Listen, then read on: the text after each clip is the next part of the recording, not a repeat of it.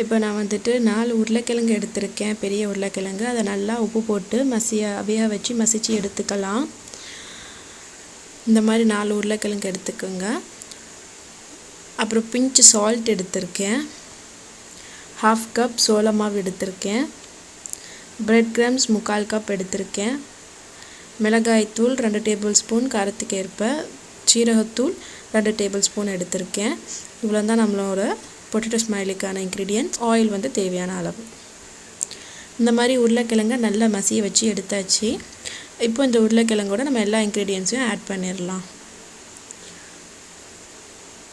உப்பு போட்டாச்சு. இப்போ வந்து மிளகாய்த்தூள், உங்களுக்கு கூட காரம் வேணும்னா ஒரு 3 டேபிள் ஸ்பூன் ஆட் பண்ணிக்கோங்க. இப்போ சீரகத்தூள், சோள மாவையும் ஆட் பண்ணிக்கலாம். சோள மாவு பிரெட் கிரம்ஸ்லாம் நல்லா கிறிஸ்பி கொடுக்கும். இப்போ பிரெட் கிரம்ஸையும் ஆட் பண்ணி நல்லா மிக்ஸ் பண்ணி மாவாக உருட்டி எடுத்துக்கலாம்.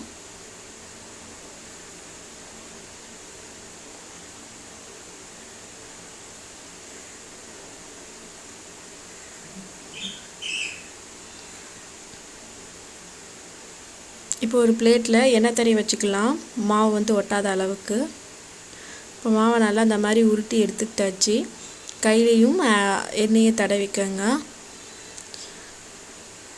கையில் நல்லா எண்ணெய் தடவிட்டு மாவை நல்லா உருட்டி வச்சுருக்க மாவை தட்டி விட்டுக்கலாம்.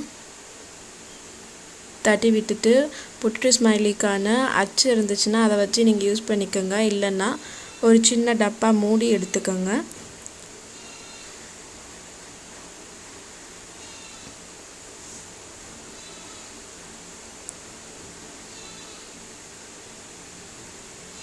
இந்த மாதிரி நல்லா எண்ணெயை கையில் தடவி தட்டி விட்டுக்கோங்க மாவை.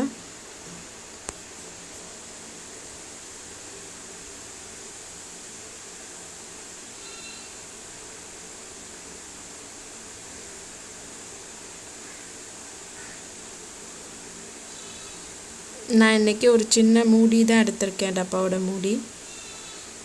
இந்த மாதிரி தான் அச்சு இருக்கும், எல்லா ஸ்டோர்லேயுமே கிடைக்கும் மார்க்கெட்லலாம்.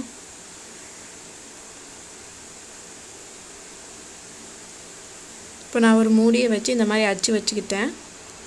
இப்போ கண்ணுக்கு வந்து ஒரு ஸ்ட்ராவோ ஒரு குச்சியோ எடுத்து இந்த மாதிரி 2 அழகான கன்று வச்சுக்கலாம். இந்த மாதிரி 2 அழகான கன்று வச்சுக்கலாம்.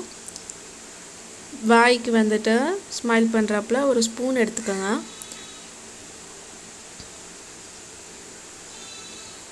ஸ்பூன் எடுத்துகிட்டு இந்த மாதிரி அழகாக வாய் வச்சிடலாம். இப்போ நம்மளோட பொட்டேட்டோ ஸ்மைலி ரெடி ஆகிடுச்சு. இப்போ இதை வந்து நம்ம எண்ணெயில் வந்து ஃப்ரை பண்ணி எடுத்துக்கலாம். இப்போ ஒரு பேன் எடுத்து தேவையான அளவு எண்ணெய் ஊற்றிக்கோங்க.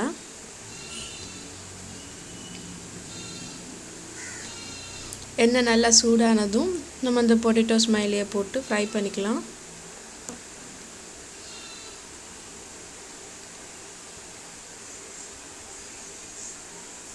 நல்லா முன்பக்கமும் பின்பக்கமும் ஃப்ரை ஆகிற அளவுக்கு நல்லா ஃப்ரை ஆனதுக்கப்புறம் எடுத்து ஒரு பிளேட்டில் வச்சுக்கலாம். இப்போ பாருங்கள், நம்மளோட பொட்டேட்டோ ஸ்மைலி ரெடி ஆகிடுச்சு. ரொம்பவே ஈஸியான ரெசிபி இது. கண்டிப்பாக வெளியில் ட்ரை பண்ணுங்கள்.